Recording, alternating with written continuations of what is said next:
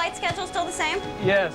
That's Dad. Okay, we'll meet you at the airport. I love you. I love you too. Woo! Good night! I play a character who is a mother who lives in the middle of America, living a very suburban life.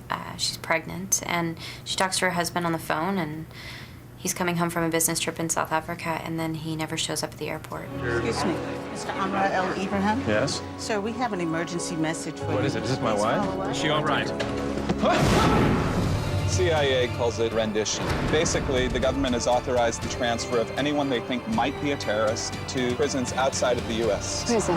Explain the phone calls, and we can all get out of here. Explain the phone calls. Tell us a little bit about your character, because out of everybody, you kind of don't really know who you are inside. Mm-hmm. That's sort of the point. I mean, that was our intention, I think. My character, you know, he works for the CIA. He is a CIA analyst, not an officer. So he's, you know, he's not on the field and he's not dealing with most of the action. And you know, due to circumstance and not many people being around, you know, due to a bombing and them losing people in that bombing, he ends up assuming a position of an observer and torture,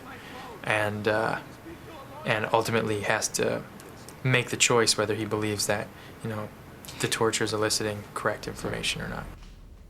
Sir, are you American? I've lived in the States for 20 years. My wife is American. What would you like the audience to walk away with? I hope maybe a greater understanding of the sort of human response to a lot of these practices, and that we are all very much the same, whether we live in the Middle East or we live in the middle of America.